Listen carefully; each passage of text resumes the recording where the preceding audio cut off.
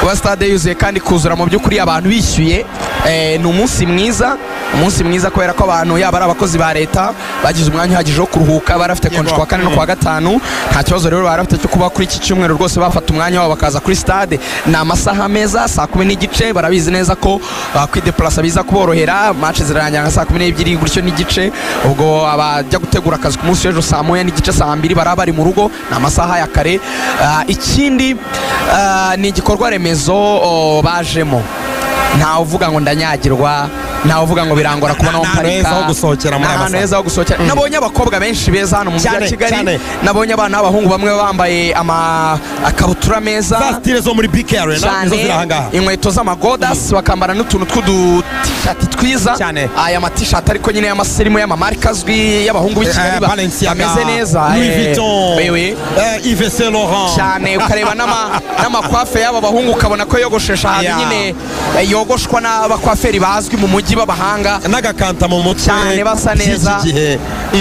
Ntabwo bakunda ko ukita agakanta ngo reka black shampoo, bavuga ko reka black shampoo, ubundi bakaba bameze neza. Ni benshi reba bano bari beza baturi imbere, bari kumwe n'abahungu basohokanye nabo, bihita bikwereka ko u Rwanda rwose wabahaye ikintu cyiza, product nziza, ukanabahereza n'ahantu beza baza kuyikonsomera, baza kukwitaba. Icyo cyo nagushidikanya. Ubwaje ujya mu kibuga bindi tujya tuvuga ngo abantu ntibagikunda umupira, oya umupira barawukunda kuko ni Burayi barawureba, ahubwo nta mupira mwiza baba babonye ngo baze kuwureba. Rugaje ujya mu kibuga noneho utogeza utuje, kuko njye nahoze nkurikira uyu mukino nitonze kandi ndeba n'ama review y'amashusho kuri televiziyo.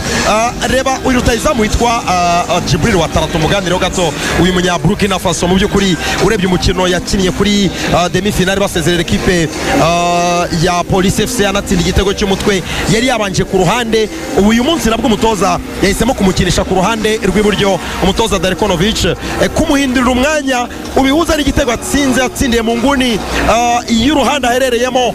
N'umukinnyi mwiza cyane muri style, akina nk'umuwinga kurusha nka rutayizamu. Iyi ni mastermind, ni master class y'umutoza Darkonovic. Ntekereza ko anakwikiyotezo nibyo. Darko yafashe decision nziza, turayemeranya mu buryo muri tactique, mu mayeri y'umukino ubwabyo kumushyira ku ruhande bimukuraho pressure yo kuba marked n'aba defenseur centrale babiri. Iyo uri rutayizamu umwe ukinira imbere ubuhanganye n'aba defenseur centrale bombi, ubwo kuri Leoni Sudianye ndetse na Omar Nying, kuba rero uwo mutwaro waramuvuyeho bimuha umwanya munini cyane wo kwisanzuriramo akina. Biba bisobanuye yuko we icyo ari bukore umukinnyi umufashe, ubwo ni bugingo kuri gatatu, natandukana nawe akamwera imina mucenze se, cyangwa se akaba yanagira gutyo akabishyira baro muri profondeur akiruka akamusiga, ababizi ko agiye kubona uburyo bwo kuba yakina. Icyambere umutoza yabonye ko kaliteze nk'umusore uzi gucenga kudribura, twagiye tubigarukaho kenshi, no ku ruhande ashobora kuhaca kandi akaba productive kurenza kumushyira mu defenseur babiri. Agomba kuba ari muri box, agomba kuba ari gukoresha imbaraga nyinshi nga bacike, aho nanasanga APR ikunze gutera ama crosses, yego yajya tsinda, yego nibyo bitego by'umutwe kiyaranja, ariko ugasanga travaye gukora ku buhanga bwe, kugaragaza ubushobozi bwe tugiye kugarukaho, ntiyigaragaze nkawe kubera ahantu yakirira umupira ukuntu hagoye hafi y'uruga rw'amahina, amaso yose akureba, abadefenseri bose bakuriho. Icyo ngicyo ubona yuko mu by'ukuri amaze gusa n'ugihereza umurongo. Ubwo buhanga, iyo qualité technique nk'umukinnyi ku mupira, uburyo ashobora kudiribura, gucenga, n'uburyo afite umuvuduko ashobora kwihuta cyane. Nabonye ku mbuga nkoranyambaga mu kanya gato kuri X batangiye kumugereranya na Vinicius Junior. Uheruka umukinnyi ufite qualité nk'izi muri shampiyona ryari? N'umukinnyi umuhanga cyane. Abakinnyi abeza arahaheruka muri Reyo baramugize nka Onana, ntabwo ari kera rwose. Onana yari muri izi classe z'aba Ouattara. Bon, di profile wavuga ko Ouattara niwe mukinnyi munini mu Rwanda kuko yakinnye ku Confederation Cup finale ari muri Berkane, no gukandagira ubwabyo muri Berkane bihita bikwereka level, urwego. N'ibyo abantu bagiye bagarukaho mu gihe cyashize, Lorenzo byagarukaga ku ijambo rivuga ngo ese nawe wakora investment zo ku rwego rw'uko yabona abakinnyi bo ku rwego rungana n'icyo wifuza. Urifuza kuba ikipe ikomeye, urifuza kugera mu mikino ikomeye mu matsinda n'ahandi ifoke investment zawe zihura n'abakinnyi bo kuri iyo level. Urabona yuko rero nka Watara ni igisobanuro cy'icyo amafaranga akora, ni igisobanuro cy'icyo investment yakozwe neza yizwe neza ikora. Ubona ko nyine ni umukinnyi w'idisitenga akitandukanye n'abandi akajya ahantu akitarura agahuga akaba wenyine aho hantu. Ari mu bakinnyi bahenze hano mu Rwanda yaguzwe ibihumbi 90 by'amadolari y'Amerika, ahembwa ibihumbi 9 by'idolari ku kwezi. Ari mu bakinnyi bahembwa cyane hano mu Rwanda, ahembwa amafaranga meza. Umuntu umurusha umushahara gusa ni Rampti nawe wahamagawe muri ekipe ya Ghana Senior mu gikombe cya Afurika. Nizo jare nizo profile ubukeneye, ubwo ku idolari aho riba rigeze nk'ubu ngubu wenda mu manyarwanda kugira ngo abantu babyumve wenda neza nk'uburyo uyu musore Djibril Watara kashinga neza ku bihumbi 9 bye abafite abafite miliyoni 13 hafi 13 ya buri kwezi. Amafaranga menshi cyane, amafaranga meza. Ni umukinnyi nyine wumva ko ni umukire, ni umugabo. Igitego atsinze kirimo ibice nka bitatu umuntu yavuga yagaragaje. Icya mbere gikomeye harimo ikintu yakoze cyo kwiruka umwanya muremure, kuko baro bayirekipe bari mu kibuga cya APR bayimucomekera bayirenza umurongo w'abantu kabiri bayinjiza mu kibuga cya Rayon. Yirutse aturuka mu kibuga cya APR ajya ku izamu rya Rayon. Ngiye gufata byonyine kuri sprint yagendeyeho kugira ngo agere ku izamu, yari ari ku muvuduko udasanzwe kuri pace kandi agenda yeriminamo n'abakinnyi metero zirenga 40. Oya zirenga 50. Yirutse metero zirenga 50 ku muvuduko uri hejuru, agenda yerimina abakinnyi kandi harimo challenges amabustakira abakinnyi ba Rayon baramudefanda arasimbuka amatakle y'abasore b'Kigali Sport. Harimo ikintu cya conduite di ballon, ubwo ni ugutwara umupira. Harimo ikintu cya justesse technique, kuba ari umusore w'umuhanga umetriza ballon nyine ntayitakaze. Harimo feinte ndetse na dribble bivanze, jedi ikora burya no kwerimina kuri iyo feinte umuntu n'umubiri kujya gupasa ntupase ugakora fake pass hanyuma ugahita ukubita agapira ukakanyuza inyuma ye kugira kuri yahise cenga mu defense arakira ballon mu mugongo w'inyuma. Iyo ni dribble, byomba bikora rimwe feinte na dribble. Kandi yamaze gukora urwo rugendo yiruka mu gihe umudefenseri we yaje amureba amutegereje, ariko amugeze imbere aratuza nk'umukinnyi mukuru, aratuza kompoja. Ari mu rubuga rw'amahina muri petit surface birakomeye, yamaze kuruha kuko yirutse umwanya munini anatwara barasimbuka n'amatakleri mina abantu, ariko agezeho igikorwa kibera intelligence. Icyo nicyo kintu cyagaragayemo, ubwenge bw'umuntu uzi icyo agiye gukora. Namaze kugera muri metero zitarenze 7 n'izamu ko yari amaze kurenga penalty. Ndi kubona umudefenseri umwe imbere yanjye n'umuzamu, ninshi ko uyu mudefenseri ni igitego. Fake pass ni ayitanga umudefenseri mu mutwe agira ngo yapasha asa n'uwigiyeyo, crochet barayimunyuza inyuma, shoot rimwe adahagaritse barayishyira mu izamu nabwo premier poto. Yabitinze abakinnyi batanu ba Rayon Sport harimo n'umuzamu, kuko akenshi umuzamu yahagaze yafunze inguni kwimutsindiramo biragora. Gutsinda umuzamu ahagaze kuri poto, yamutsindiye muri kare agakare kanyuma yamuteye shot ahagaze muri petit kare, ni muri metero 1 na santimetero nka 80, ntago ebyiri zuzuye. Ese umuntu akurusha shot muri metero 2 uratanga ubugingo bwawe kugira ngo upfe wori. Yes, igitego cyiza kirimo patience afite, ejo zashaka agira abana n'umuryango. None se yise kure ku izamu ku ipoto acika umugongo. Igitego cyiza kirimo Rwashye ku gitego cya kabiri, komeza igitego cya kabiri equipe ya APR FC itsinze. Ni igitego kivuye kuri corner Rayon Sport yaribonye ka occasion yo gutsinda, habamo contre attaque, ariko mbere gato ya contre attaque tubonye witwa Haji Iraguha agwa muri surface, bisa nkaho umuzamu Ishimwe Pierre amukozeho. Ntabwo ngiye kubashona nabonye, ntabwo nabonye angere neza igaragaza ikosa yaba yamukoreye, ariko utekereza ko ashobora kuba habayemo kurangara k'umusifuzi Cucuri kuba atabonye wenda peut-être ikosa ry'umuzamu Pierre kuri Haji. Byasaba gusubiramo amashusho neza. Ni ikintu ubona ko bariyo barimo kwinubira ko Cucuri hari yaba yarangaye muri bwa bunyangamugayo, asanganwe kwemerera contre attaque ikaba